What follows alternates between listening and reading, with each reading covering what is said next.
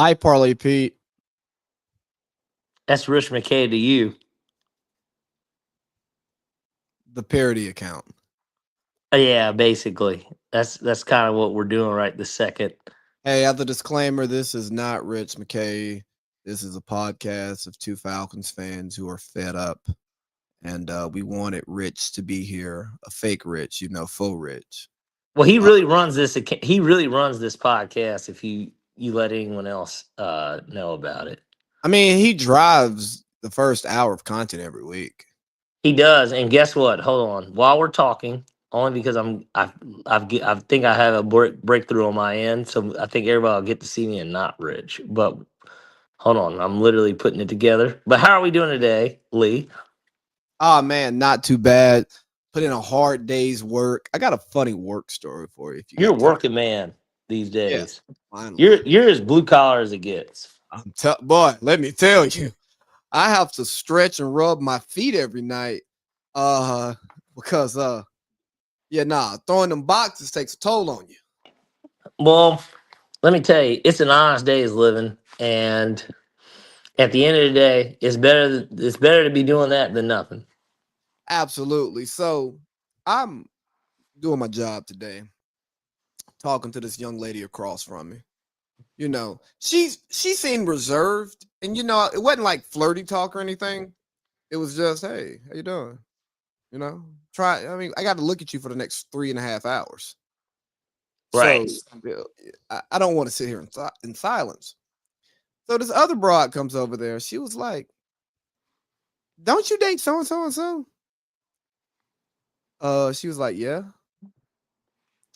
man. I saw him over there with his pallet jack talking to so and so and so.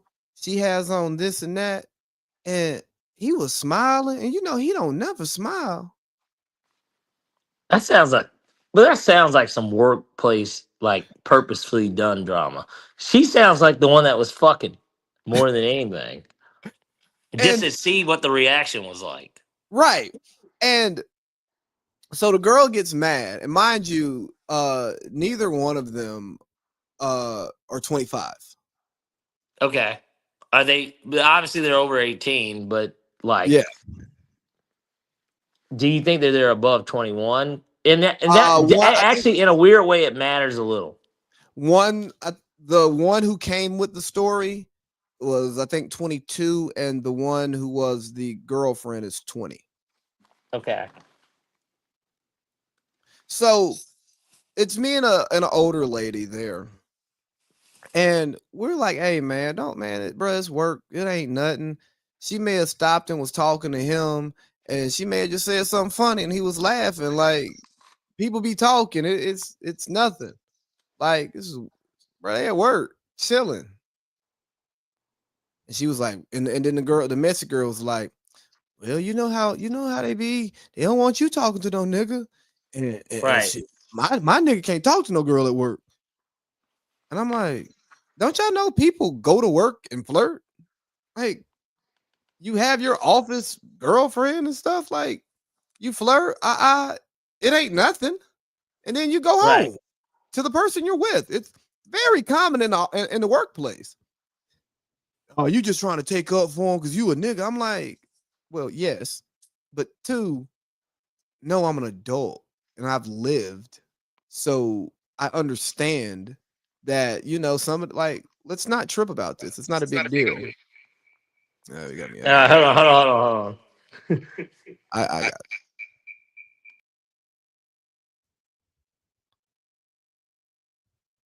you're muted.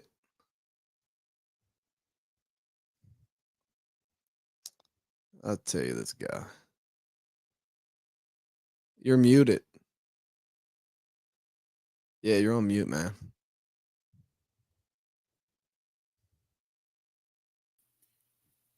All right, we're good to go. All right, yeah. So, anyways, we By finally that go to. time, the people that are viewing this live early, there's a lot of fucked up shit going on my end. That's what she said. They say that all the time. No, they don't. That's because that's accountability. You know what? There's a video I'm gonna send you that we didn't talk about in pre-production. It's something Davis. He's a comedian. Haha Davis. No, it's not Haha Davis. I forgot the nigga's name. I liked it on Twitter, but Okay. and I'm not gonna go into great detail, but basically he breaks down just how marriage and stuff, like not just marriage, but just in general, just the life of a nigga and how like this stuff works. And it's like, he's not lying. Like he's not lying. He was on stage. Yeah, but it's not Haha Davis though. That's No. I know. I think I saw it too. I got a question. That's the laughing factor. Yeah. I think I had it on my story this week. Maybe I did get it from you. It wasn't Haha Davis, but his last No, name. it wasn't. I know who you're talking about. I don't know his name. He's telling the fucking truth though, brother. Oh God, yes. Yeah, he gets it. He's somebody that gets it. Hey, so today, another quick work story, right? Okay. He whose name we shall not say, or his company, Okay. open policy allows any and everyone to work there, right? Mm-hmm. Equal opportunity employer, as every company should. As everybody should be, yeah. Yeah, so we got a little stud butt in there, Okay. And it appears that she's arguing with her girl, her wife, whatever. So they work together. No. She had the AirPod in. So she's on the phone. Yeah, and like where our line, like where we were working at, wasn't no bosses over there. Okay. And it's the end of the day. Yeah. So they arguing and doing all this fussing and back and forth, and I was like, who actually takes accountability in lesbian relationships?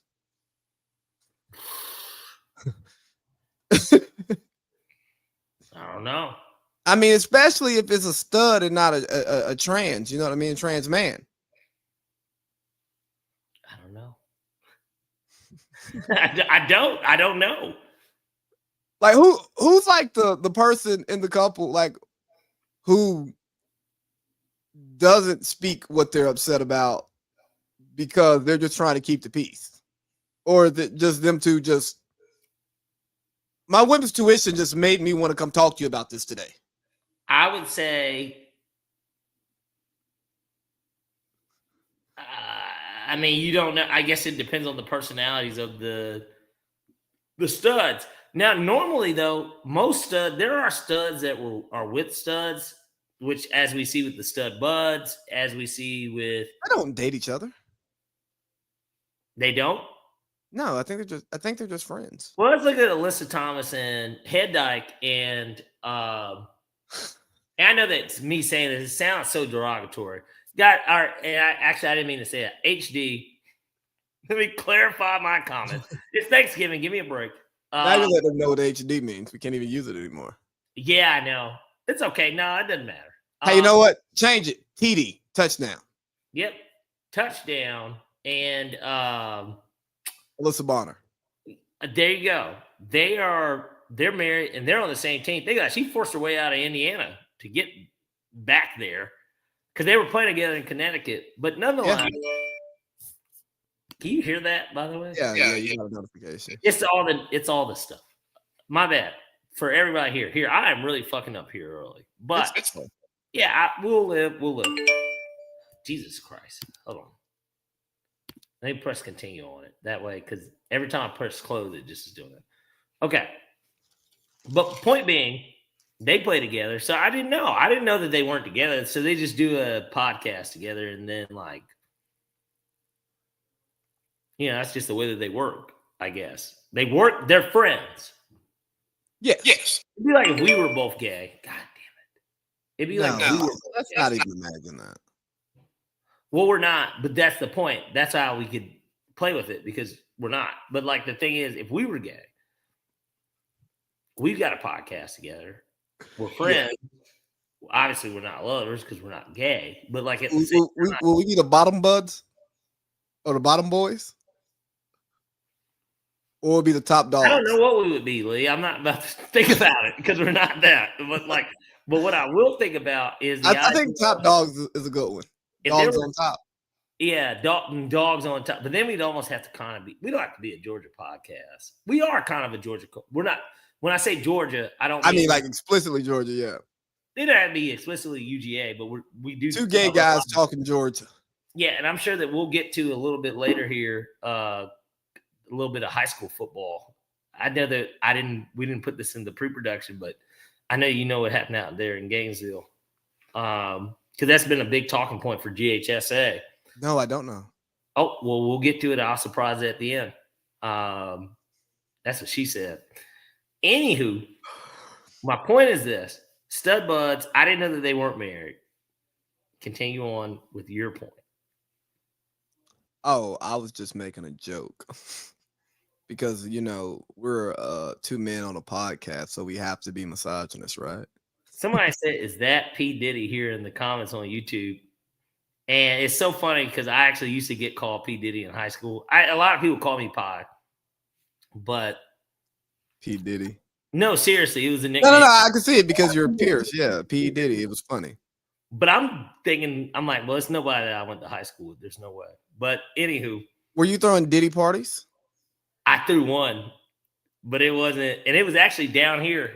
Because, again, I'm shooting in my dad's basement now because it made more sense to shoot here as opposed to going back to my house. So I'm shooting here. Wow, we just jumped up in a lot of viewership here as well. I don't know if you can see that. But nonetheless, yeah. So I think we should hop into Falcons first because right now we are all here to do what Falcons do. Hey, man. Hey. Winning week. Falcons first, winning week, man. It's been what? Almost a month. It's been over a month. Correct? Yeah, I mean, I don't even. Early October. When was that Bills game? Early October. Yeah, before homecoming. So there you go.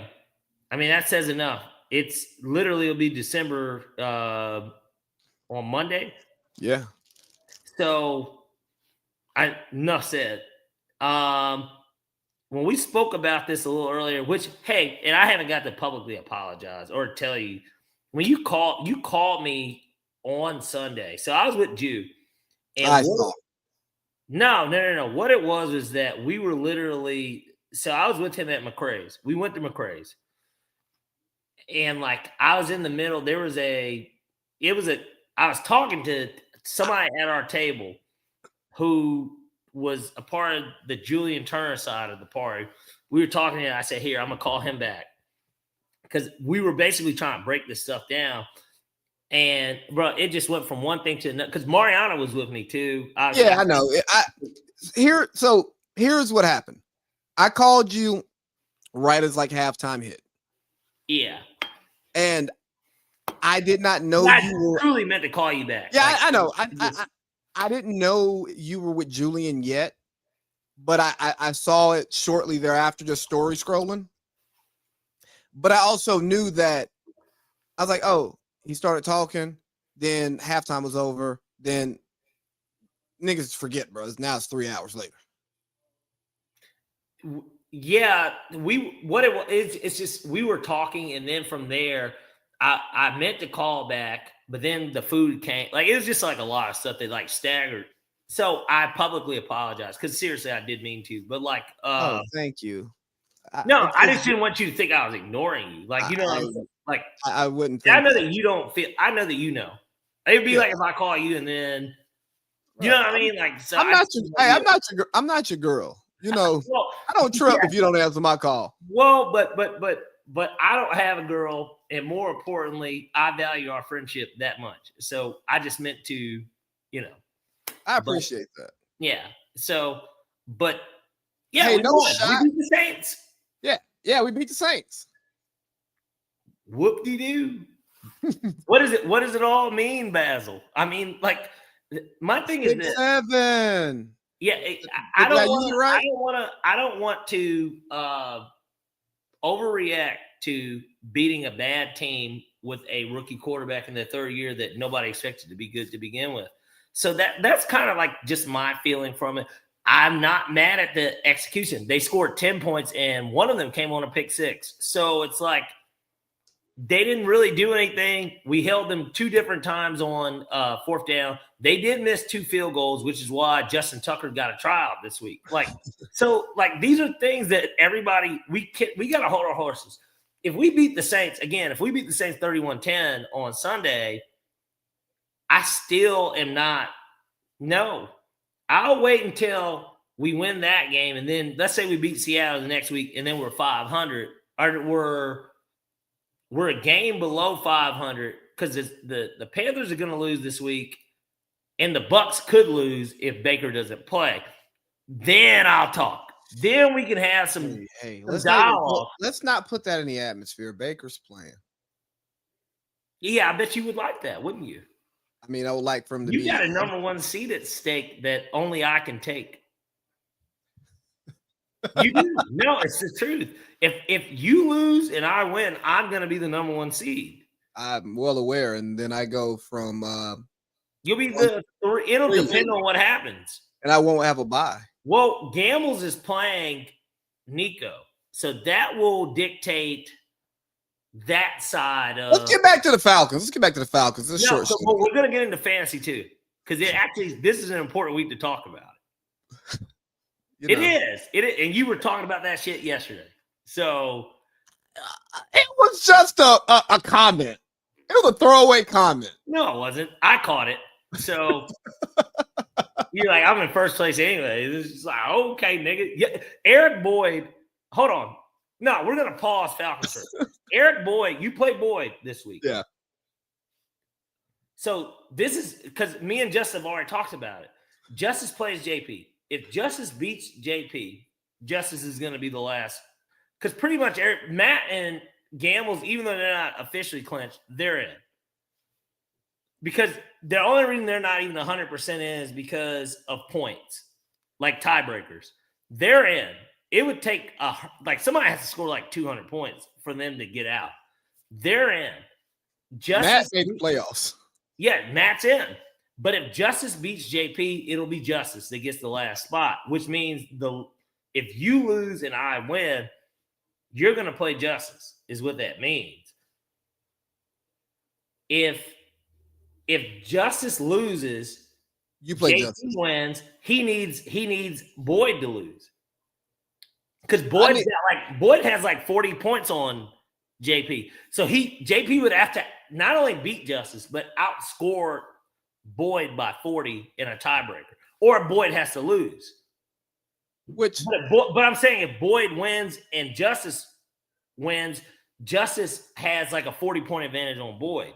So it's basically we're both me and JP are rooting for Boyd against you for different reasons. He needs it because even if JP beats Justice, Boyd has to lose to you.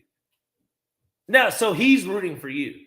But Boyd is rooting for Justice, and I am rooting for Boyd.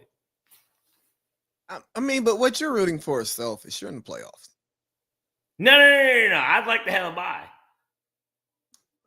And that would mean technically I have the best record because you're either going to be the 1 seed or the 3 seed. We're pretty much there at that point. It's going to either I'm the one or that's what we're fighting for this week. But it's great because we have a podcast together. Yeah, but also, isn't this how the league should be based on who understands the game? Understands the game and understands everything, even about fantasy football. Besides Matt Flowers. But from a knowledge standpoint, yes. Yeah. But Nico's in. He's a Raiders fan. Not that – look, all of our teams are bad. Except Josh, even though they're a bad 8-3 football team. That's a bad 8-3. And we'll get to them once we recap last week. But that's a bad 8-3 football team, right? But none of our JP, everybody, they're Commanders fans. Like, Jew is a Steelers fan. Like, everybody's – none of our teams are dominant. Nobody's a Ram. I guess Gambles is a Patriots fan. Well, but nobody thinks that the Patriots can win the Super Bowl. And does anybody respect Gamble? I don't say respect. I respect Gambles, obviously, but golly, I have utmost respect for him. But Who's going to gambles for the sports takes? Nobody. Yeah, nobody. Nobody. Nobody's calling him on Sunday morning and saying, "What are your bets?" Like Lee, I get calls every Sunday.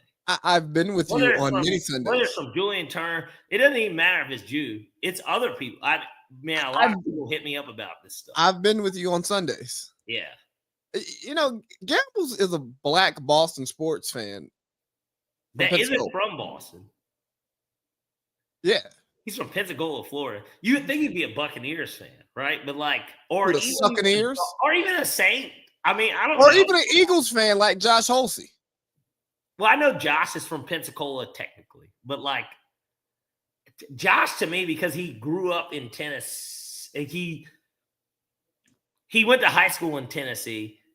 I would think Titans. I know he likes Steve McNair, but it's like, why Donovan McNabb? Why Buck Holster? Washington Wizards? Guys? Yeah, who's his baseball team?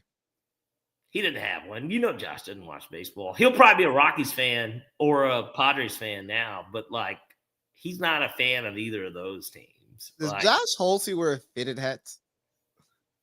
I've never seen him wear one. No. He doesn't really wear hats. I've seen him in a polo hat before. Have I? I've never seen Josh in a hat. Look, I mean, yeah, maybe a polo, but yeah, he's not a hat. The more and more I think, I'm a hat guy. Every time you see me, I probably have a hat on, and I have great hair too. But I just don't. Hair too. No, I just like wearing hats. I'm a hat guy. You look like a sleazeball in those glasses. Well, I've worn them before. This isn't my first time. I like them. They look like they should be transition frames, but they're not. And, any nigga with transition frames on inside is just not to be trusted. Well, it's Thanksgiving. I've been drinking. So I'd love to wear some shades for this type of an occasion. And maybe I'm a little selfish to the viewers. I don't know. But let's get back to something that'll make you drink, those Atlanta Falcons. So Kirk Cousins, with a full week of preparation, looked like a professional quarterback. The offense, we ran the ball. We got under center. We play action from under center. We were really good in the play action from under center. Was Kirk's injury last year speed up the Michael Penix timeline?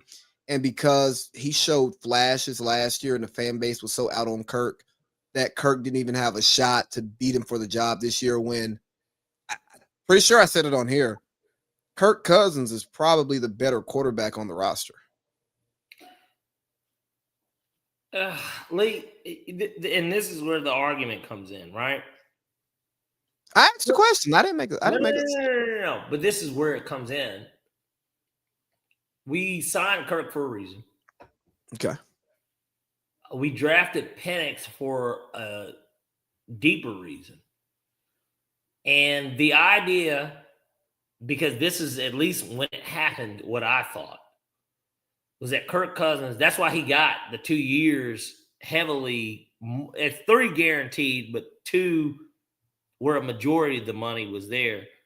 But they also planned for the worst in that case scenario, kind of, because they can cut bait after this year. But we wanted Kirk Cousins to be the quarterback for 2 years. I think that's what the plan was. The plan was always for him to be here for 2, and that it be more of a Jordan Love thing, and Jordan Love sat for 3 years. Yeah. But and so did Aaron Rodgers. I think that was what we wanted. It didn't work that way because of Kirk's injury that he didn't want to admit, nor did Raheem or anyone on the medical team, because everybody acted like he wasn't hurt. We visibly could see that he was hurt. And I think coming off that bye when we were 6-5 against the Chargers was the game, if there was any, to pull the plug then. Yeah. But that's not what happened. And that's okay. Everything happens for a reason. So do you think Kirk is better than Penix today? I disagree. No, I'm asking. I'm not making a statement. No, I don't. Because my reason is this. I think we need to see more of Kirk Cousins now. That will determine it. If Kirk Cousins goes, because remember, Kirk did start against the Dolphins at home, a team that would literally, if they had won the game, coach gets fired. I promise you that McDaniels gets fired if they lose that game. They didn't. They won, and now they won like 3 of their last 4. So that changed the trajectory of even a franchise. On the other side, that has nothing to do with us. I think that with Penix was playing great in the Carolina game. And then even when Cousins came in, we were up 2 touchdowns and we lost. So it's like we beat a Saints team that's not good. And that's why I call it Overreaction Monday. It is Overreaction Monday. I don't think that – I'm not saying that Kirk Cousins didn't play well, and I'm not saying that offensively the game plan wasn't solid. What I'm saying is this. If you look at everything,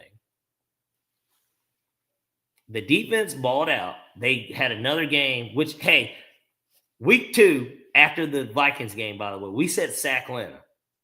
Yeah. Nigga, are we not on spot on with that right today? Today, is that not a fucking – are we not like prophets at this point with that? Well, we got like 5 sacks. We're second in the league, and we're only like, I think, a sack behind.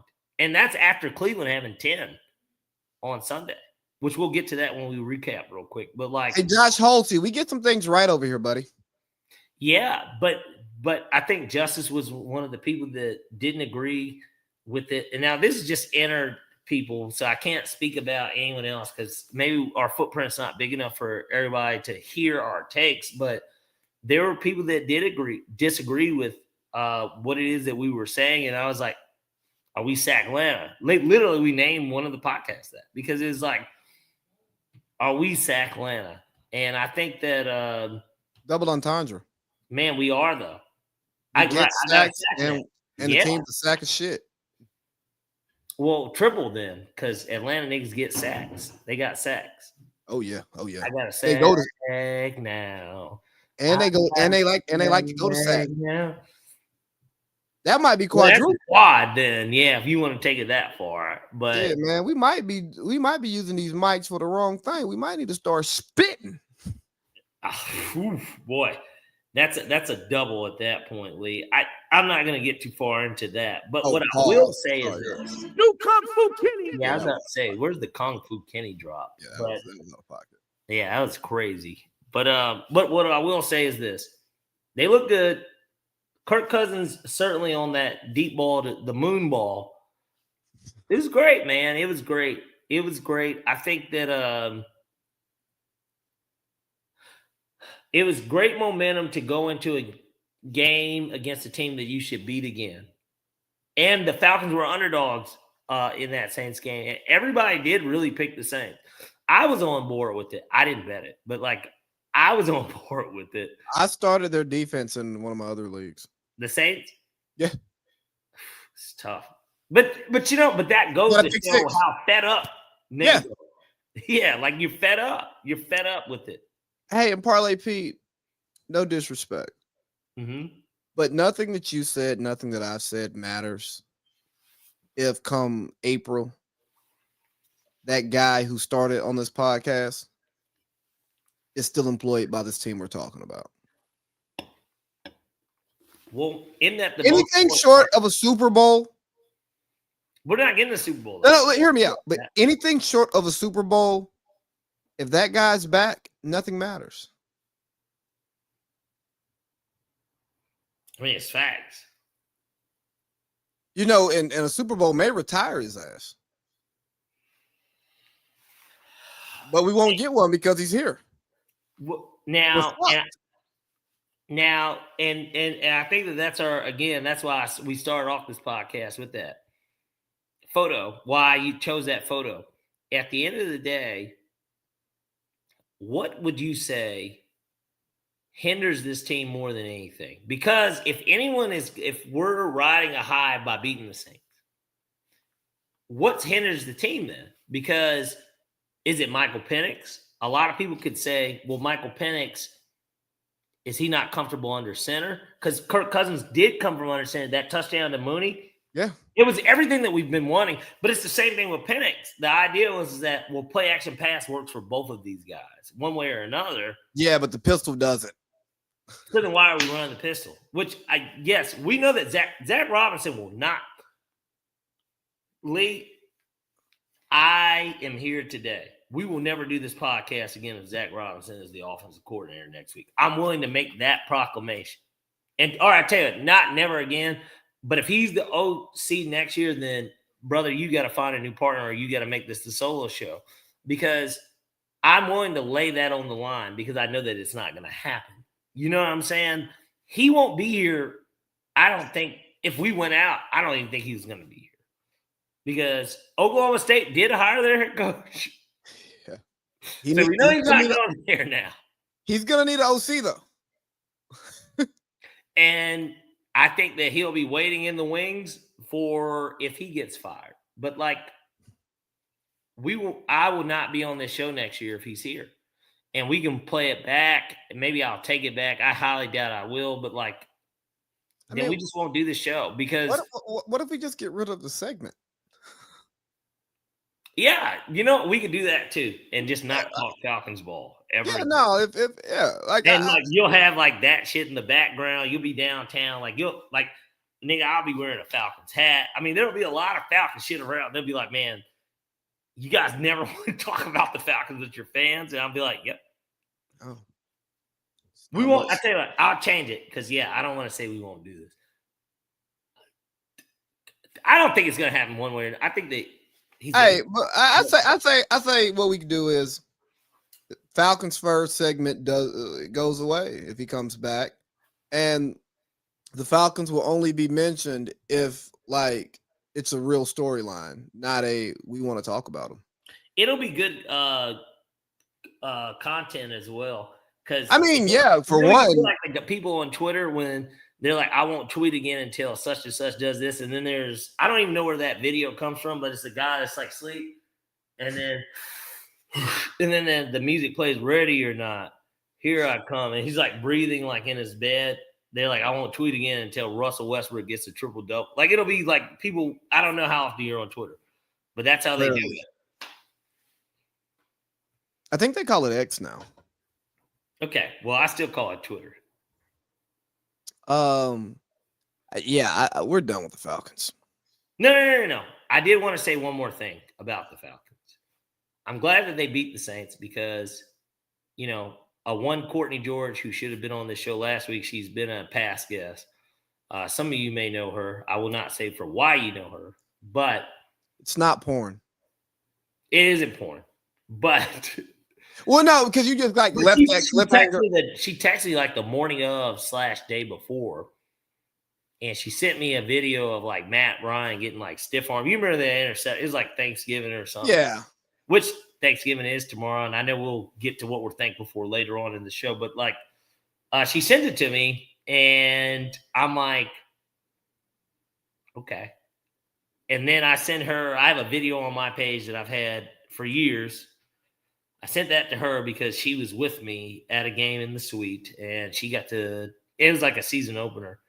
She got to, bat. Had her up in the suite, huh? Yeah, well, it's her, and then in the video is Danica as well. Danica's one of Laris's good friends. She's from New Orleans since I was a kid.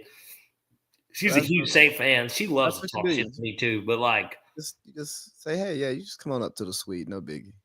She did, but that's why I have such a good relationship with her mother as well. Let me tell you, there's only one thing that holds me back from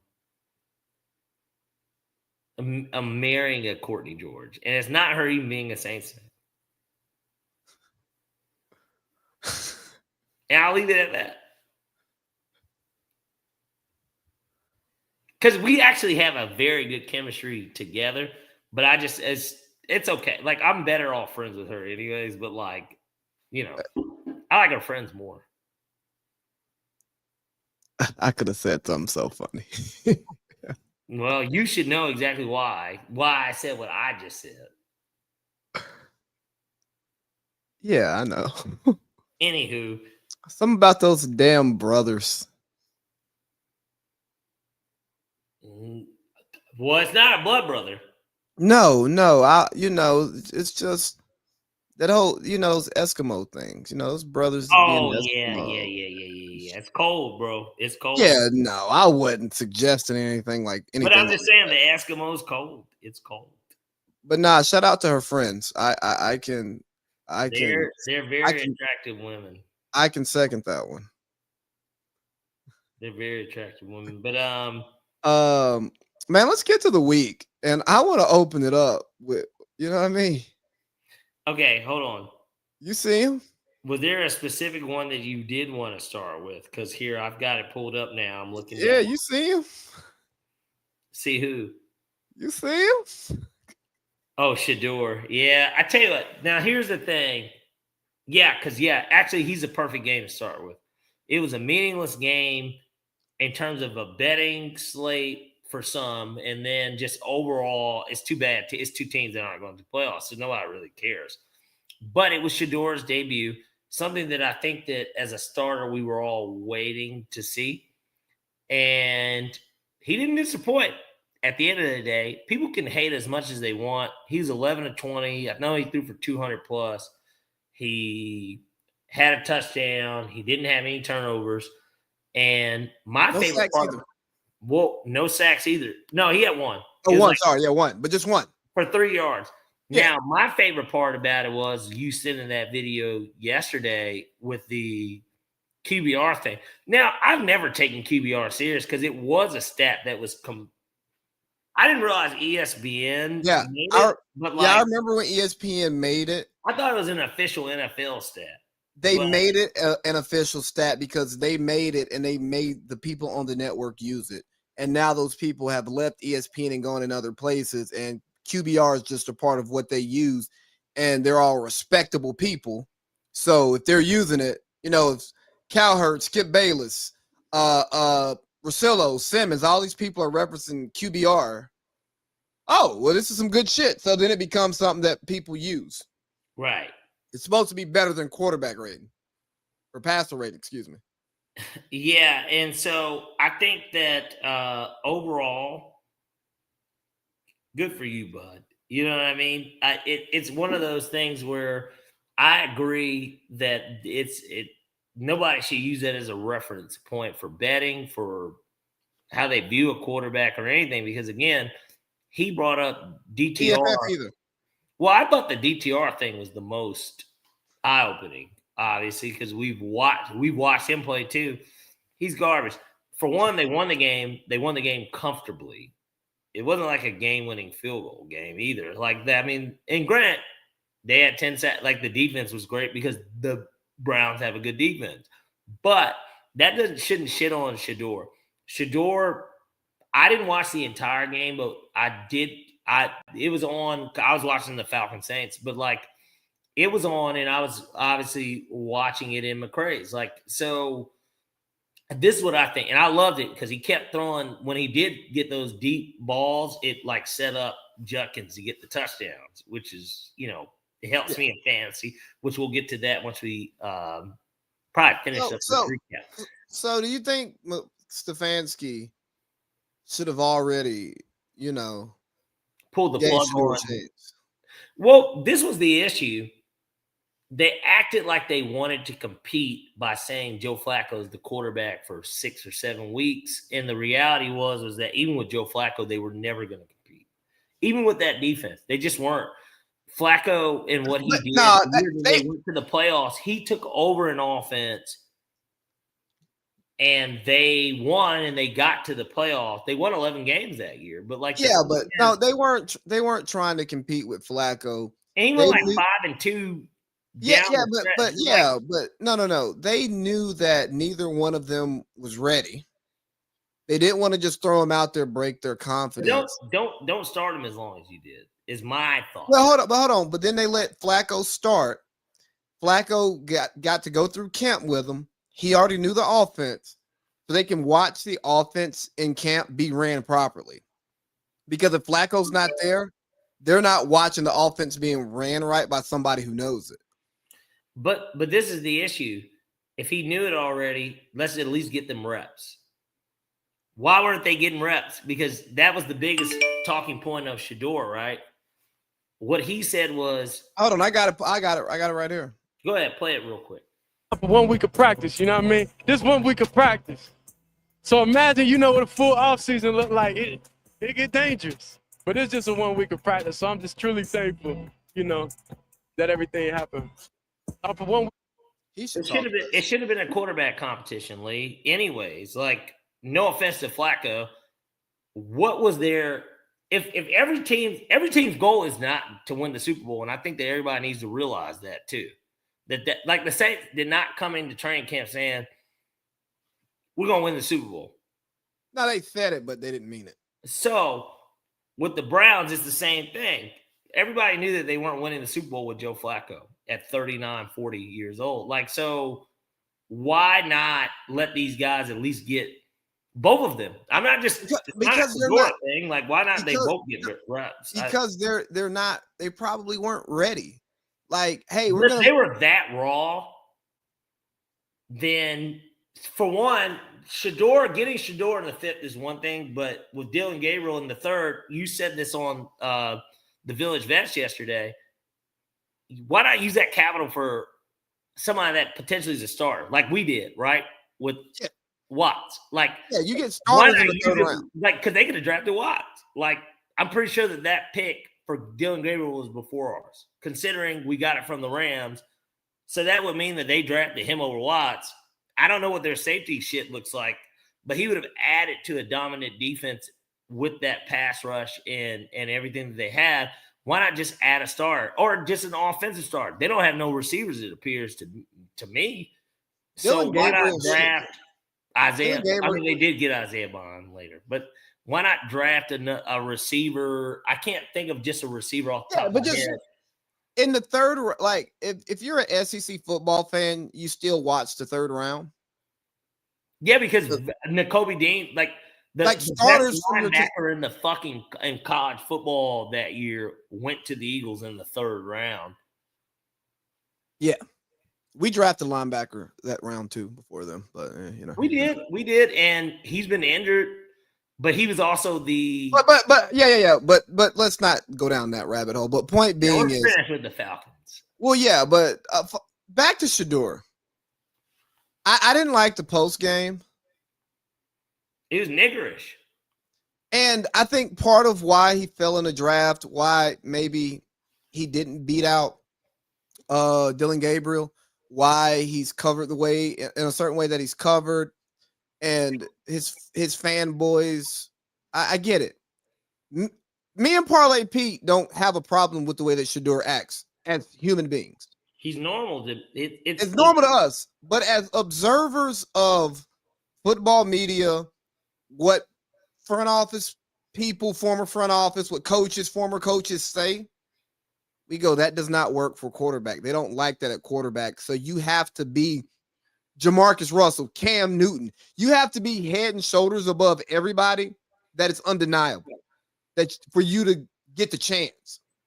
When you are in a bad quarterback draft and nothing that you do is markedly better than anybody except for maybe your instinct and your ability, like your deep ball, maybe. Your pedigree. Yeah, and I was going to say your pedigree, the most important thing. But nothing that's just so much better. Like you didn't have the best arm. You're not 6'5", so sometimes, dog, it goes back to the Colin Kaepernick shit. You know what I mean? If you want these people's money, you have to conduct yourself in the way that they expect you to. And if not, you will be treated as such. And I'm not saying this to justify their treatment, but I can also say but I also say that what they're asking for isn't inhumane, and we all have biases, both implicit and like fucking just overt biases, you know what I mean? Yeah. And if you play into my negative biases, I'm probably not gonna fuck with you. Let's just make this a human thing. Like, we know kids in school who weren't dumb, but the teachers didn't like them, so they got in trouble a lot. or they And were bad kids, but they were smart. A certain type of way. Exactly. And there were some good kids, really good kids, dumb as a rock, but the teacher's going to help them and make sure personalities just are personalities. Some of my best Marines, I fucking hated them. Really? Yeah. I mean, you can be good at your job, but I can still not like you. You can still be a dick, or our personalities just don't mesh. And some of my favorite Marines sucked. Didn't mean we wasn't cool. So, like, personalities can matter in these things. They shouldn't. And my feelings for people did not affect how I evaluated them as a supervisor, because the motherfuckers that I liked that sucked, well, it showed. But see, you were biased. No, I would, and who I would talk to and bullshit with during the day, yeah. Okay. And I mean, if there was some These are bullshit, questions that have to be asked, Lee. I mean, if there was like some bullshit, like, hey, we need somebody to go do something, I'm either gonna send like the new kids or the people that I don't like. Hey, well, I appreciate you for keeping it real. But yeah, no, shout out to Shador. He obviously does not he doesn't execute the offense the way that Stefanski would like. Not on schedule. But hey man, you're not your dad. He gets to talk shit like that, and it doesn't matter. Mm-hmm. You're not that, and I don't mean, and I'm not saying it to say stop doing it. That guy, pal. You're not that guy. And I'm not saying stop doing it, but mainly to his fans, like, hey man, can y'all just accept that somebody may not like that shit? So fuck him. That's not me, but them. Well, if anything, the fans should realize it because of the positions that they're in, that the reality of this world that we live in is that I think a lot of us can do a lot more than we've done. But if you don't have that backing or that cosign or whatever, it's going to be a lot harder to do it. The more and more cosign you get, the better you can look anyways. And now there are some people that do fumble that cosign, and that's a part of life as well. Like, you know what I mean? If they get a second chance, Sam Darnold, like any of these people. Fourth chance. Yeah, I mean, nobody knows anyone's situations. So it's like it's the walking mile in my shoes for a mile fucking simulation type thing. It's hard to say what anyone can do in any type of situation, but there are so many people out here that are, whether they're talented enough or just if they have the opportunity, what they can do. You know what I mean? Like, it's just, I don't think that it's fair to judge anyone on that. Now, sports are a different animal in the same beast, in the sense of course, nobody can look at sports and not be critical, even of greats. Like, it just is a part of it, right? Like, anyone that has any type of limelight, there's just going to be criticism. But with him, he was getting dealt a bad hand, and not dealt a bad hand from life, but dealt a bad hand from the outside looking in because of who he is already, how he does conduct himself, and the idea that he wasn't like that good anyways. Because Arch Manning, what do we really know about Arch Manning? He was the Heisman favorite. Texas was the number one team. He fell flat on his face. He's picked it up a lot recently. Well, we'll get to that in the college phase.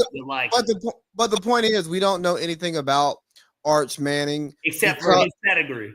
Yeah, and that's it's the same thing. It's the same thing with Shador in reality. But hold on, that's not the point I was making. Is his camp is doing that on purpose because they're quarterbacks. They understand what. Because, the quarterback talks to if you're the franchise guy, you have a relationship with the owner. For sure. Everybody else doesn't. So you're an extension of the owner. So if you're not you have to act a certain way. And the Mannings are grooming Arch to act like a quarterback. Now, mind you, acting like a quarterback is total bullshit. It's just some shit that they say that has to be a thing. And I think to some degree, a good quarterback has to have certain skills. But when they say certain personalities don't work at quarterback, look at the actual sample size. Okay. And then actually, if you peel back the layers of all of these other great quarterbacks, and we learn the truth about them and the lives that they lead, there are some consistencies, but there's shit all over. There's some probably church freaks who don't drink, some health freaks, some fucking fat slobs who just pound beer all season. Some watch a lot of film, some watch a little bit of film. Some are precise. You know what I mean? Like there's all these different things that can make a quarterback good, and it's more important to have a good coach, quarterback, and GM marriage than necessarily to act a certain way, especially when it's a crafted way that you're acting, and that's not authentically who you are. Because we saw how the Browns reacted to Shador. They fuck with dog. Yeah, and I think that just in general, when you think about that stuff, you can't be a nigga because ain't no owners niggas. Has there ever been a successful nigga quarterback that stood the test of time? Some could say Lamar is not even like a nigga, and he's the most successful to do it. Huh? Name me a more successful black quarterback. You say he's not a nigga. I'm talking about braids everything that he does. He's not though. Nigga got braids. I'm not sitting here. I'm not calling full sleeves and goddamn diamonds in the shit. I'm a cornball brother. No, I know you're not. I'm saying he's a nigga. He's not like, bro. He's not doing what Shador is doing. He's not doing what Michael Vick low key used to do. Like he's not doing that. No, Shador. Like Shador's annoying to me as a nigga. He does too much. Because he's a nigga. This is what I'm saying. He's a nigga though. Like close to hard R. He's from South Florida, and like he a nigga, but like he don't conduct himself that way. Well, yeah, no. He's very classy, and there's nothing wrong with not being classy. I think that can get into some of my views on Western philosophy and cultural norms, but you know. Yeah, I don't think that he's that big of a nigga, I guess is what I'm saying. Yeah, no, I agree with that. I just thought like I don't know what I thought you were saying by saying he's like not a nigga. It's like the fuck. But yes, there haven't been many quarterbacks that have been successful with that personality. But my counterpoint would be not many players with that personality while having the skill set get the opportunity to play quarterback at that level. They reroute early. Yeah, you're preaching to a choir right now, but because let's just be real. How many Lamar Jacksons were there years ago? How many Michael Vicks, Cam? You know what I'm saying? Like the hood nigga that could just fling the ball a country mile with terrible form and hasn't been refined at all. Hadn't seen a quarterback coach. He learned how to throw the ball at the park. No, there's not very many, and there's not very many that we would be able to sit here and speak of. But I think that because they become receivers. They become receivers. They do a lot of different things. And so I agree with you. But what I will say is this, is that Lamar is not a Shador, and Shador, even to a degree, I think maybe from a cultural phenomenon, it's not Michael Vick. It just ain't Michael Vick. No, hold on. Michael Vick was the number one pick. Like, this is the other part about it. Like, Michael Vick could get away with, but fuck the dog fighting. Not to, like, act like that didn't happen, but, like, he could kind of get away with a lot of that shit. He flicked us off. When I say us, I mean literally when he flicked, I thought he was flicking my mom off, damn near. Like, but hold on, we're talking about cultural influence. That's what I'm saying. But I'm saying he could get away with it because he's the number one pick. Shador is an underdog cultural, which how often do you have an underdog? In New York, right? In New York, who was my man last year or 2 years ago. DeVito, Italian, grew up in New Jersey, quarterback. Like that was great for New York City. You know what I mean? When I say somebody like Shador, if you look at it, it's like he's like an underdog nigga though, which there's not very many of them. No, he's not. No, the fuck he's not. He's not from the beating the odds, perfect timing. Like, no, he ain't beat no fucking odds. The nigga's a millionaire. Stop. Yes, no, fucking underdog. Lee, I'm not. Deion Sanders' son is not ever a fucking underdog. But I'm saying I'm not.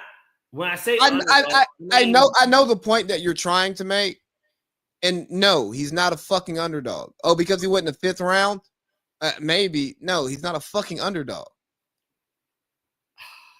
He's like the most famous bench warmer since Tim Tebow, bro. Like that's not a fucking underdog.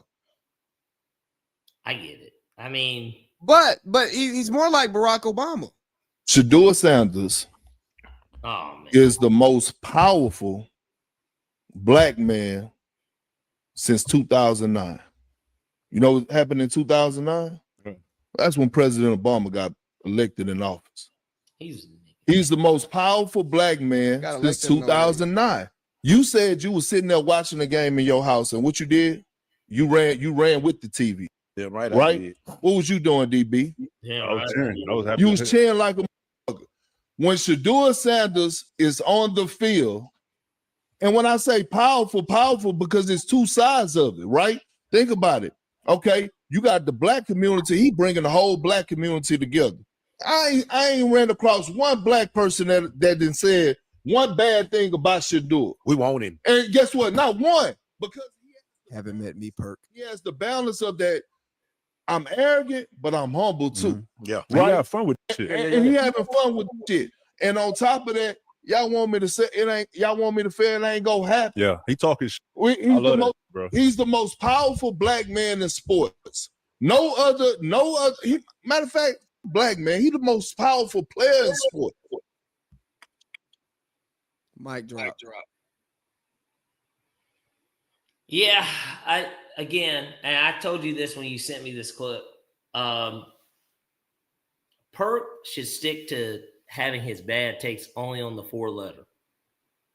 And I mean it. That is such a bad comparison. And I think I knew what he meant. It's such a bad comparison because Barack Obama, for one, sits in the pantheons of MLK's, Harriet Tubman's. Like, we're talking when it comes to actually, and let me not even just do black history. Historically, period. This is somebody that sits in pantheon. Not because he's the first black president, but like in general, his meaning to history is so great.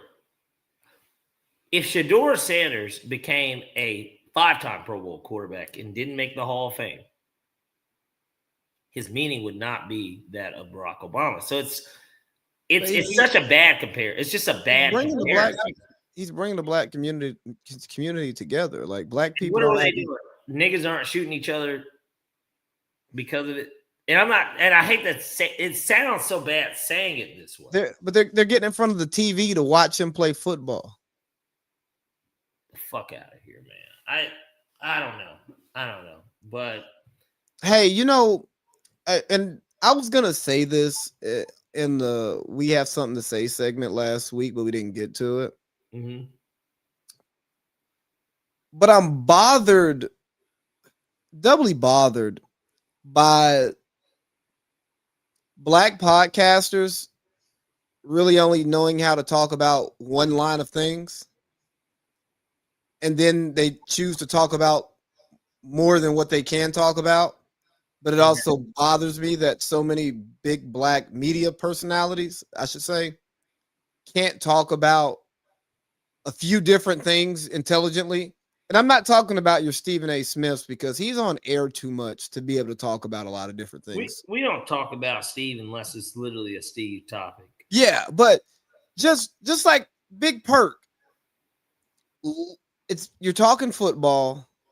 You know what? You're probably more qualified. You're definitely more qualified to talk football than I am because you work at ESPN. So you get to talk to people. You used to do a podcast with Swagoo.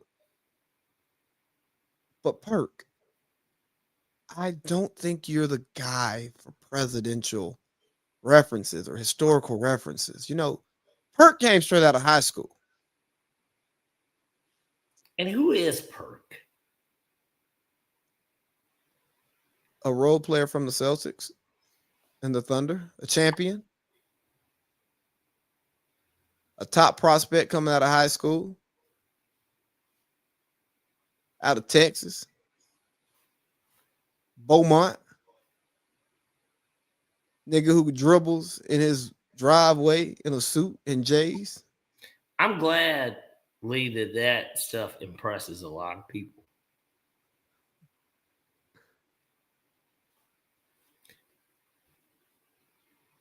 I'm glad that Perk does what he does on ESPN because obviously I'm familiar with him because I've seen his career.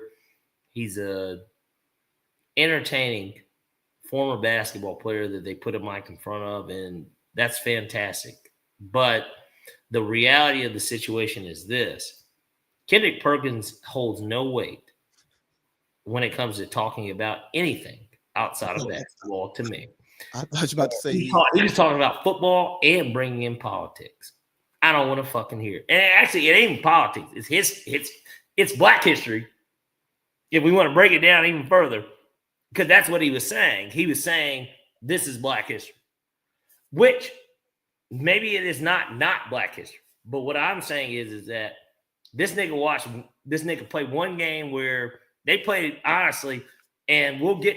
Because we're going to get off this segment here soon, but like they played probably the worst team in the NFL. If we're going to keep it a buck, I think the Raiders are the worst team in the league.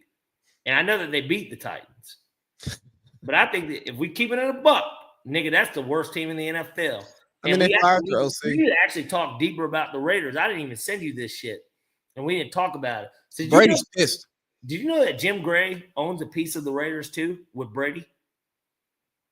No. Okay. So apparently, and I'm going to keep this really short. Apparently, he's a part of that Brady buy-in package. And he's the issue. Google, and I'll continue to talk. Google Raiders Jim Gray, and you look up what comes up. They're saying that behind the scenes, that yes, the product on the field, because obviously they fired Chip Kelly, because we might as well address this now too. Yep. They fired Chip Kelly. I didn't realize he was the highest paid OC in the NFL, but they fired Chip Kelly. The former CEO of the Raiders, I forgot her name, but she was there for a long time, and she's a big part of it. They fired. Man, they talked about it, and Jim Gray's a big part of this, apparently. That's what they say. Amy Trask? Yes. She's a big part of it, and it's unbelievable to me. She worked for Al. Yes, this is what I'm saying. Now, so I'm reading a story. Continue the babble. From fan side. Now, she probably should have been fired. No, the Raiders left on her own accord in like a few years, like almost a decade ago. Yes. But she's still obviously connected to the organization. Certainly not Al, but she's, Davis's son. They're still connected. I'm sure that they have to be because they know each other. But and she's cool with Tom. Now, Tom Brady has an interesting relationship with Jim Gray. As everybody knows, even when Tom was playing, he used to do interviews on Monday night. And I would hear them when I would ride in my car coming from Stone Mountain to Atlanta to go home at halftime and before the game. Normally, Jim Gray's on CBS Sports Network. I'm talking about this is while he was the Bucs quarterback, and would talk to Jim Gray. Now, Jim Gray did the decision with LeBron. I don't know what. Sorry. I don't know what Jim Gray's. Why the fuck he gets to start running an NFL team? Well, why he would even be included in it, and that he's able to cause enough mayhem in an organization that's already filled with it because they've been filled with it for so long. The thought would be, if you look at Pete Carroll's a good coach. Like, nobody can convince me that Pete Carroll's a bad coach. Man, look, here's what the fuck's going on, Pete. Jim Gray has Brady's ear. Jim Gray is Brady's guy. We got Justin here too, by the way. What's up, Hoos? Jim Gray is likely spreading bullshit throughout the organization to different people, saying different stuff, and giving the appearance to some that he's speaking for Tom. But then they also know that if they cross Jim, that fucks him up with Tom. So he's Rich McKaying them. A guy who shouldn't have this much influence has put himself in a position to disrupt the franchise. Yes. Yeah. I think speculation, by the way.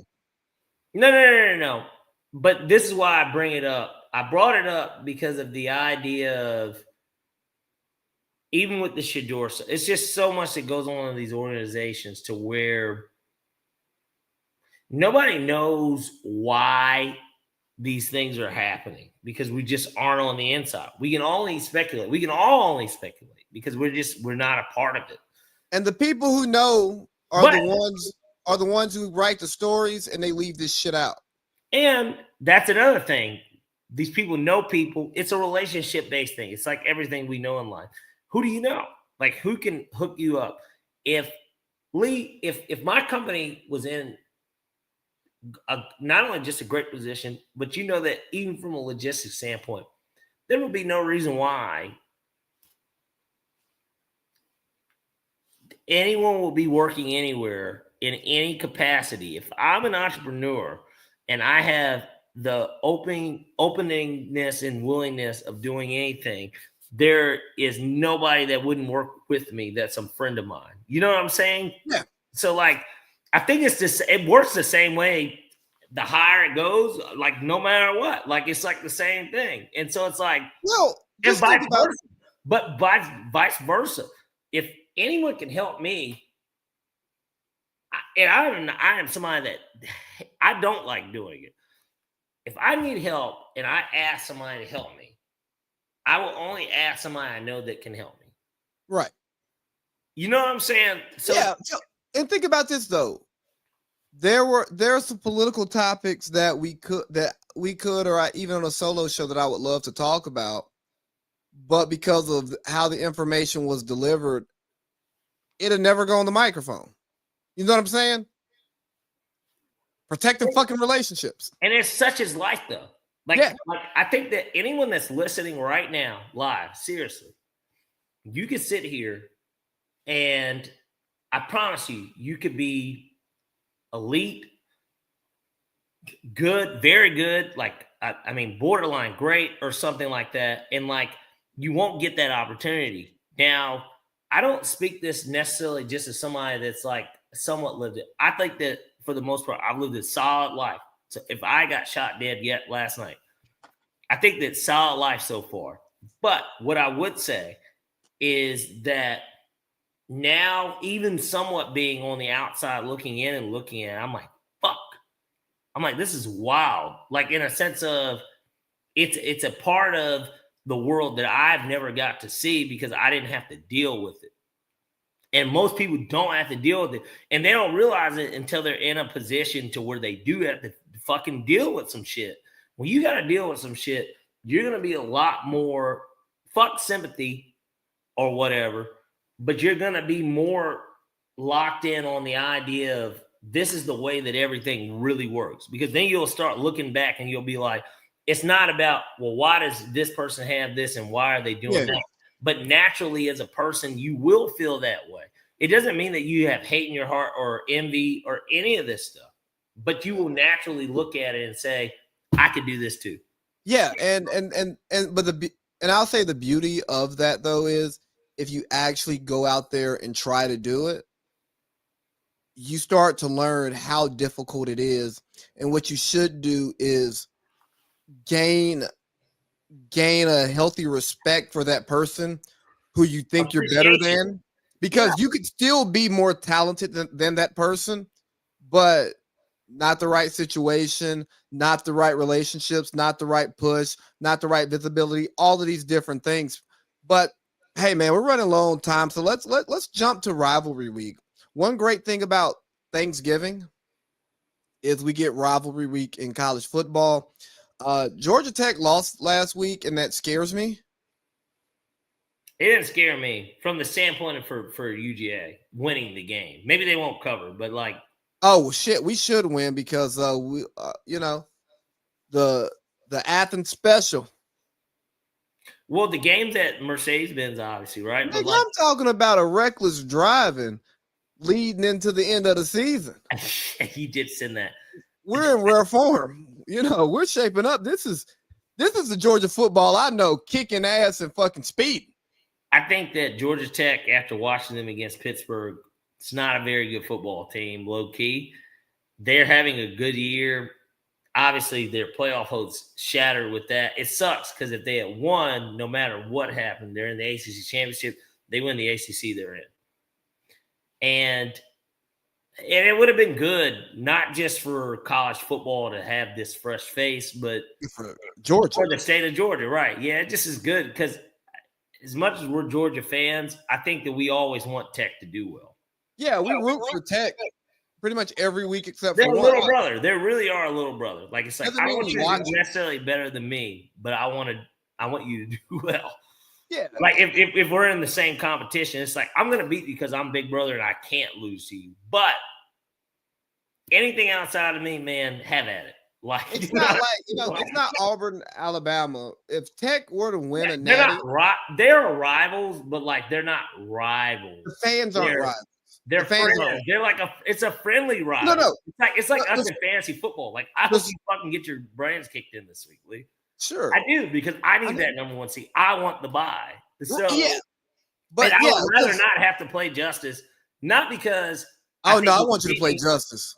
Mutually assured destruction. Not because I don't think not because I think I can beat him. It's just I don't want to have to beat Justice. You're afraid. I get it. No, I'm really not. Little brother becomes big brother. I would love to play him in the championship again. Little brother becomes big brother. No, y'all can't play the championship again because y'all collude. No, well, that didn't even make any sense overall. There is no collusion. How can we? We're gonna split the pot. What does that have to do with anything, though? Hey, let's make a side bet so neither of us lose. Let's just bench our starting. Where, regardless of who wins, we split the money. We both are winners. Why would anyone be mad at that? If it didn't have nothing to do with I sent him a player that was like that. And then he sent me like he liked the running back, I like the quarterback, and we made a straight up swap. It doesn't make any, and even then, it's still only two people in the league think that's okay. Okay. Well, we've never done that before. Like, even when we played, what it was he wanted to win and I wanted to win some money. We both wanted to win money. Yeah. And so, but we ended up playing each other anyways. So yeah, he wanted to win and you wanted to win some money. So it's like, hey, I'll get you this championship. But it worked out because we played each other. Yeah. And we did split the money. I don't have to lie about it. I know. I'm not accusing you of lying. But then it did come down to a collusion. It's not that it mattered. It did matter who won. At the end of the day, it didn't matter who won. Matters in this league. Because we win, because we are a collective. We are the Hodges brothers, and we work together. We won more championships combined than the league combined. Well, yeah, because we both won 3. Because you both collude. That's what happened. We don't fucking collude. I mean, it just so happens that we've won these leagues. That's like the mob. That's like the mob saying, "Hey, we've got the most building contracts in the city." No shit. This league has been in existence for 10 years. I have been in the championship 6 times. I've won 3 times. Justice has won 3 times. It's nice. It's nice when you have a teammate inside of a competitive league. He's not a teammate. He's not a teammate. If he loses to JP, hopefully you lose, I will be glad that if Eric's in, because I don't think Eric's ever been in the playoffs. But I could call Julian Turner right now, and he would. I don't back think up all that. these statements. I don't think that our fantasy football league, it doesn't go that deep. I want justice, but you guys have to understand. I mean, I want you guys to do well too, but like, of course, I want justice. I have known Justice since he was born. Hey, Jew. Yo. Hey, you're on the pod real quick. Do you believe that Pierce and Justice collude in our fantasy league, something like the mob does when they get contracts in cities? I believe that they put the integrity of our league at risk. That's such bullshit, and he knows it too. I think that when you have two people with the same last name, especially the Haji, it doesn't bode well for the spirit of competition. Jew, if you're my brother and Lee is my brother, because I consider you guys brothers. Now, yes, me and Justice have the same mom and dad. So, of course, I'm going to split the pot with him, you know? I've known Justice since he was born. You guys have to remember this. I have known this nigga. I only have, well, now I have two younger brothers. But, like, for the most part, for the longest part of my life, I've only had one younger brother. Of course, I care about Justice. Like, you care about the Hodges family dominating the league. So if you don't have, this is the funny part. Justice win. You guys don't even remember this. Laris was actually in our league one year, and I mean, he didn't win anything. Like, Laris was in our league. I think it was one of those years where we were like short. Someone was on deployment, but like collusion. No, Laris didn't. He didn't go to the playoffs. Like, but this is what I'm saying. He probably sold you guys players. No. Hey, I'm gonna waive this guy. I'm gonna waive this guy on Thursday at 4:00. Bullshit. We don't do that. Now you're not. Now it's an integrity thing of me. Huh? Now you're saying I don't have integrity. You know the thing of like that commercial when they're like another NBA players are like describe the dude, he's like soft, pretty boy, bitch. You know what I'm saying? That's how I feel about. That's how I feel about the Haji. Oh, you know, man. When it comes to fantasy football, liars, sleazy. Oh my goodness. You know, you guys, you know, and I don't like how Lee let off with they're like the mob or something. There is no fucking mob. But how could there be a mob? How can two niggas be a mob? That's not possible against 10 other people. You're right. There is no mob. It is when they're all mob. Hey, yeah, right. That's what somebody in the mob would say, right, Julian? There is no mob. It's just like all the Peaky Blinders. There was no mob, but it's just a Peaky Blinders. There is no mob. It's just Loaders Express. That's all it is. You guys are blaming a company that low key doesn't even exist anymore. I don't get it. You know, that's all it is. Hey, thanks for that, Julian. I knew you would be great on this segment. Anytime to expose foes and oh my goodness, who don't believe in the sanctity in fantasy football and will do anything, and I mean anything, to come in the first place. Hey, I'm your guy. Thanks, dog. Hey, you have a happy Thanksgiving, dog. We're gonna holler at you. Hey, as well. Hey, love you, boys. Love you too. Love you too, brother. All right. So he called the most biased person he could find, and we'll leave it at that. I wish we could get Josh Hulsey. I know he's somewhere satellite, but regardless, my point is this: this fantasy football league, it is fun. It's fun. I mean, obviously, we always look forward to it every year. There's no collusion that goes on. This is just as shameless as us talking about Josh Hulsey and his box scores. We don't hate Josh, just as they don't really. This is a kayfabe. Hey man, this is wrestling. You know what I mean? Like But hey, big dog, we got 10 minutes left. What's important? Let's do this. Yeah, because gosh, I do need to get down there. Yeah. I tell you what, we can extend it. It's 9:51. I've got to do a FaceTime, and I still want to get downtown before it gets too late too. Oh, so okay. I'm rocking with the 10 o'clock. Okay, that's fine. All right, well then, hold on. And I mean, we can give or take 5-10, right? Yeah, that's what I was saying. That's what I was doing. All right, well, let's just quickly hit some stuff. LeBron's last season. What do you think? Le Cap. I agree too. I don't believe that LeBron, like I told you, I don't think his pride would honestly allow him to just retire like this. So I don't think Adam Silver's employer would allow LeBron to do this. Yeah, and certainly the Lakers wouldn't either. So, all right, that's enough. The narrative. Hawks got blown out. We're not even going to talk about them. How about let's get to the Morehouse student real quick. You didn't want to talk about CP3 announcing his retirement? He had low-key already done it, and like nobody just cared. So it was like, I mean, we can, but like nobody cared anyways. So it's kind of just like, well, CP3, a great point guard, better loved by fans and media than people who played with him. Pause. And against him. But that's I can agree with that. I think that Chris Paul's legacy, he's a first ballot Hall of Famer, but like at the same time, he never won. If there's one thing that everybody can say about Chris Paul, is his impact is to me more similar to Jason Kidd than anyone. Everything that he went to got better when he got better.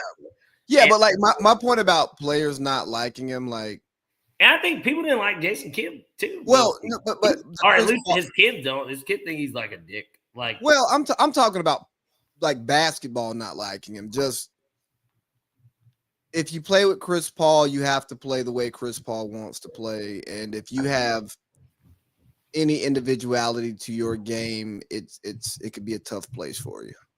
And he's a Banana Boat member as well, and of course, when you're a part of the Banana Boat crew, it gets wet. It does get wet. It does. It does. But what else is on here? You want to talk about the Morehouse student? Yeah, just briefly. He got what he deserved. I didn't even see the video. Obviously, I just read the report. But what I will say is that I don't condone any violence as a whole, but certainly a Morehouse student on a Clark or Spelman. Like, I know it's Clark, but like it's certainly man on woman. Hey man, keep your hand off women. Yeah, it's real simple. I mean, these are things that it's so sad that they have to be talked about, even because these are like known things. Like, why? Keep your hands off other men too if they don't touch you. Well, yeah, but that's what I was about to say. Here comes the hard part. The reason why this conversation I think keeps coming up is because we can't have the real conversation, and it kind of reminds me of like what got Steve in hot water.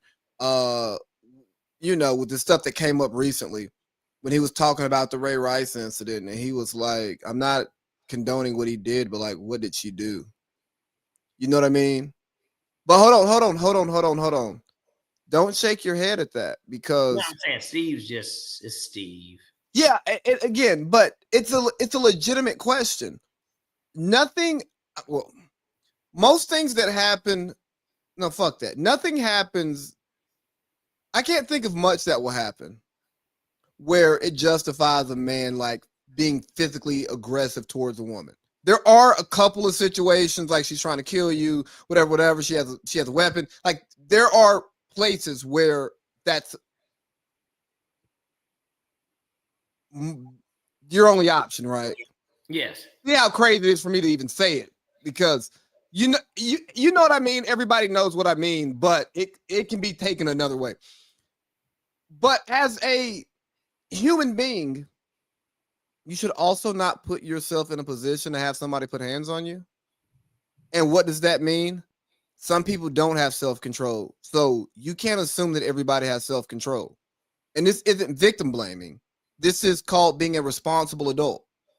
we've been in confrontations with people before.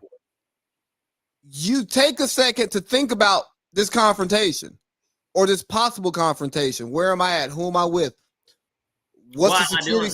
Why are we doing this? What's the security situation? Can I get out of here? Am I out of state? You know, like there's all these different thoughts going through your head. So in saying that, like, yo, if you see somebody violent like that, you should stay away from them. Or if you're going to be around them, conduct yourself accordingly or be prepared for that. Again, that's you. That person needs to work on themselves and their self-control. Definitely. But I'm only giving the quote-unquote victim side, like the quote-unquote victim blaming, more attention because that's not a conversation that's had. And I'm somebody who, I've been hit before by a woman and I didn't hit her back. You don't get hit for no reason, even if what you did doesn't deserve you being hit. For sure. So I say that to say, man, watch what you do, watch what you say, because you can only control yourself. You can't control other people. Hey, control yourself, motherfucker. Watch what the fuck you're doing. Don't put your hands on no girl like that, bro. Don't put your hands on nobody like that. Your parents didn't send you to Morehouse to be fighting. Like, yeah, let me be an old nigga real quick. Like, hey, all you tough guys in college, it's one thing to be a man and not to allow disrespect. If somebody puts you in a situation, yeah, you fight. Fights happen. Especially at all-male college. Like, it's a lot of testosterone going on in them freshman dorms. But a lot of new niggas meeting each other and marking their territory. Like, they believe that where I'm from is greater than where you from, or you didn't grow up like me. Like, yeah. It's a lot of that dumb shit that you're supposed to work through. And I think your parents are okay with that because you find yourself. But hey, young man, take this as a learning lesson in finding yourself. Because if this is who you are going to continue to be, you're going to continue to be in these situations. Funny thing, a reference to our friend earlier, where you may know her, but I won't say why. Part of why you won't say why, because sometimes what everybody knows you for is who you are to them forever. Mm-hmm. And you don't get to reintroduce yourself, right? You never get that opportunity. You can't be Hove all the time. Yeah, so be careful of what you do because that might be who you are to somebody forever. I can't think of a better way to say that. And there's only one way that we can end up ending this anyways, and I guess that's with the picks. Gentlemen, did I jump the gun? No, you're good. Well, hold on. No, go ahead and do it so I can do it again now because it has to be. Yeah. False start, Lee. 10-second reset, automatic. Time to do this over again. All right. So what I was going to say was just this, just in general, because I was looking at, obviously, our card here, and I knew that we're going to leave here soon. But, like, because FC, we can talk about it anytime. Yeah, they redacted the names. Certainly, we couldn't even recap. But one of the things I did just want to quickly say, especially, and I think it's perfect timing, when it comes to the college football playoffs, these guys, just real quick, do you think – you probably didn't see the clip, but, like, they asked about top 5 stayed the same. Then Ole Miss got jumped by Oregon. Now, Oregon did beat USC at home, and their opinion of it was literally they asked the dude, you know what he said? Because they were 6 and 7. He's like 6-7. He literally did it. Like, basically, it's one and the same, and it's just like, you're a sneaky motherfucker, nigga. You think that this pop culture shit. Or they think Lane's leaving. Well, that was the question. The question was, and just quickly, you can tell who you think after I say this, where you think he will go if he's going to leave at all, which is my thing. But, like, they asked what type of impact does that have if they win the Egg Bowl? And because obviously Florida State in a 4-team playoff is undefeated and wins the ACC, but doesn't go in because their starting quarterback won't be playing. So it's like, does that have an impact? Is what the question was. And he said 6-7. Hell, that was literally his answer, though. And it's like, okay, that was seriously. Yeah, that was the best non-answer that he could give. It's funny. It's stupid. Because they were literally both 6 and 7, and they yeah, it's clever, but it also lets them know you're not going to tell them anything, which is the right thing to do. But Ole Miss gets in if they win, and so does Oklahoma. Like, these are teams that should be in if they win, one way or another. Yeah, it doesn't matter if Lane's the coach. I don't know who the coach would be if Lane leaves, but like, shit, and more importantly, why is it that if Lane leaves, he can't finish out the season? We've seen Jim Moore. They're not playing for anything, but like, why? Like, there is another coach. I think it's North Texas's coach. He's going to somewhere, and they said that he's going to get to finish it out because North Texas has a chance to obviously make the college football playoff. So it's like, because Florida and LSU need to get their guy in so they can sure up their recruits, because they're playing at a different level and there's different money involved. And it kind of goes to what Coach Saban said this past week on game day, or 2 weeks ago, whenever he said it. This is bullshit. Like, that's essentially what he said. Like, you owe the player something as a coach. You owe the university something as a coach, but more importantly, you owe these players, because you don't get to compete for a national championship every year. okay, Ole Miss doesn't compete for national championships. You have your team competing for a national championship. Florida, LSU, you should maybe want the national championship winning coach to come to your school, or maybe not, because that drives up the price. I don't fucking know, because he's going to get the highest contract until Kirby, until he signs it, then Kirby will pass him. But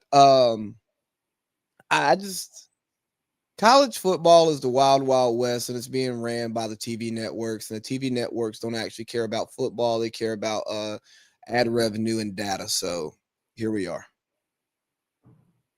well, that makes total sense to me, but we got to make sense of these picks this week, Lee. So you know what time it means, right?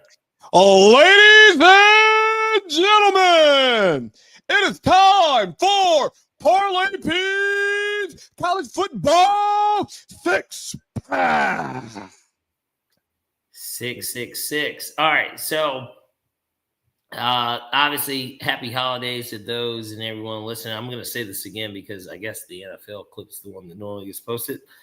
But nonetheless, we've got a delicious spread for this holiday occasion. This is actually the last week of college football.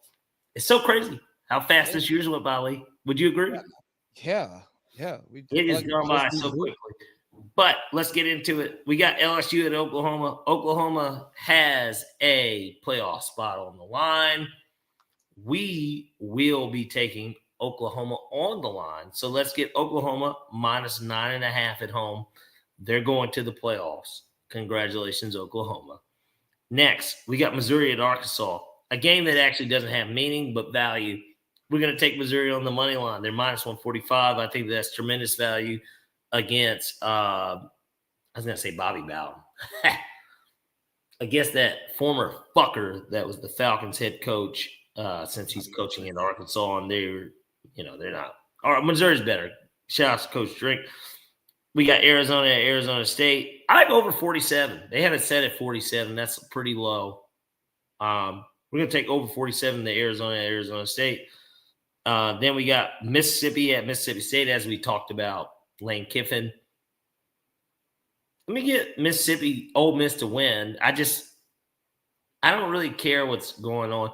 Fun fact, lost a $50,000 bet probably, I think it was 2 or 3 Thanksgivings ago on this game because I took Ole Miss. But I'll leave that there for the, what would they call that, Lee?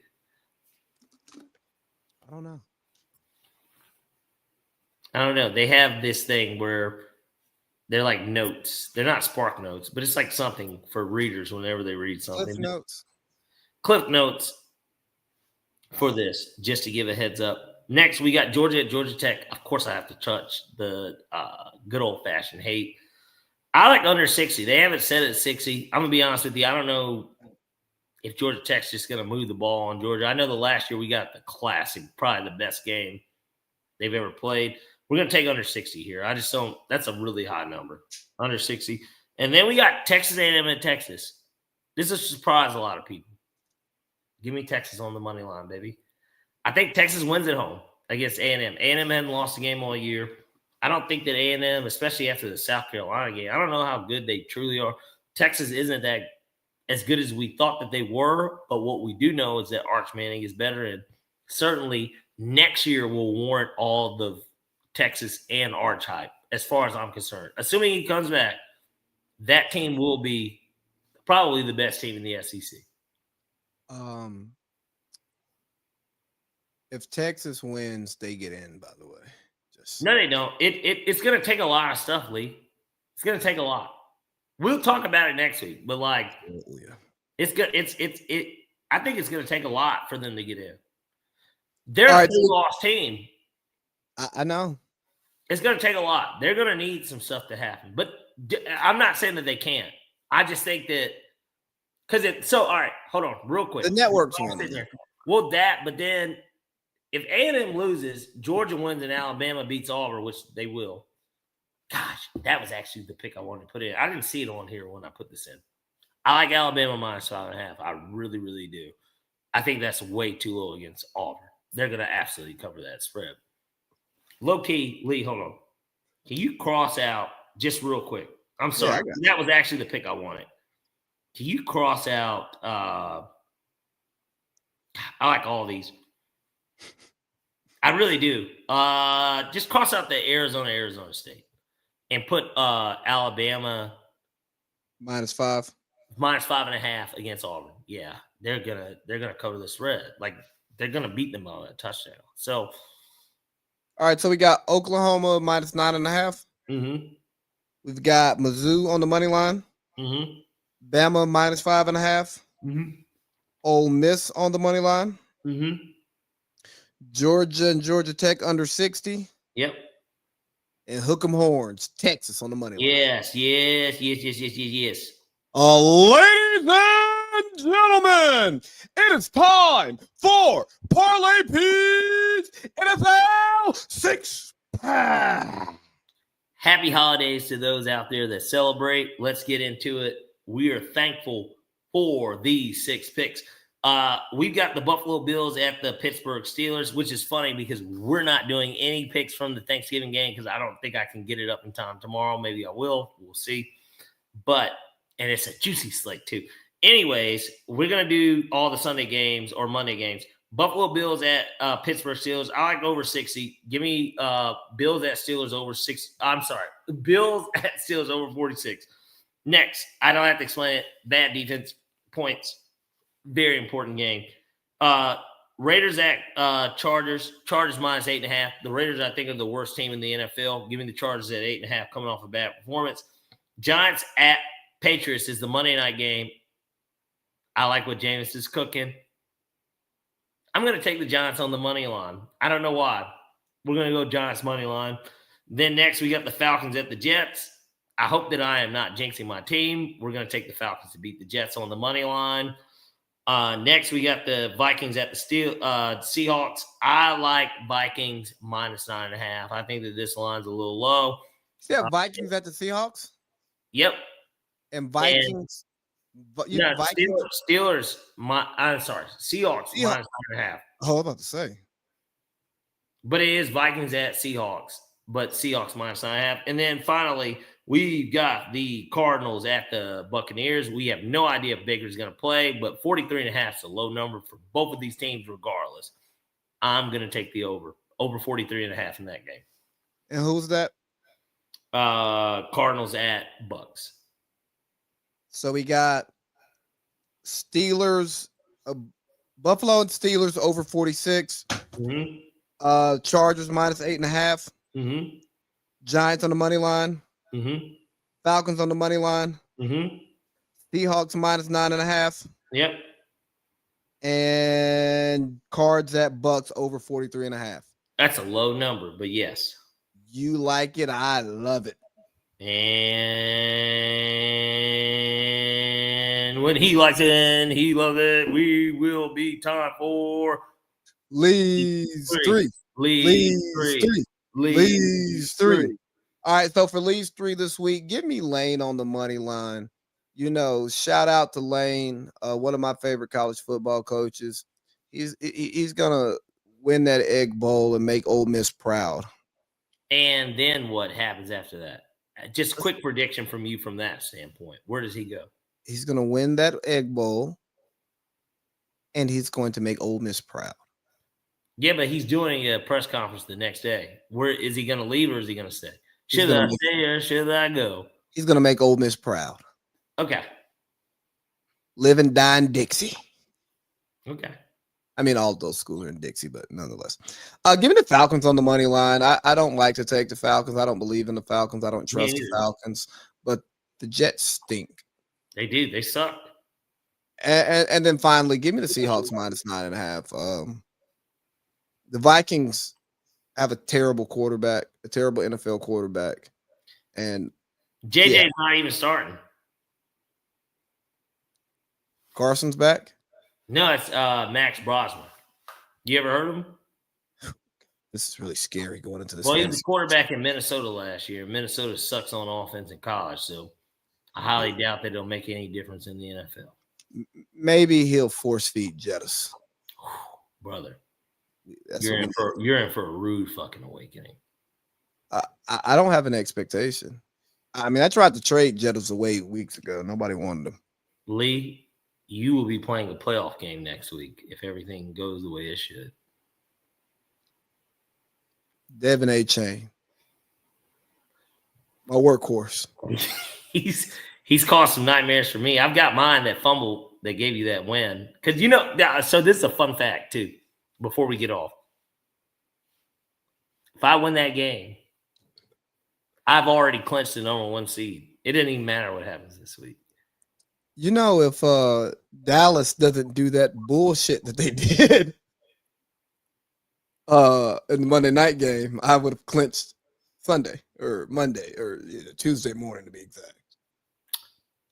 It's a game of inches, right? That's what she said. As she should. I think that's the perfect way to end it, man.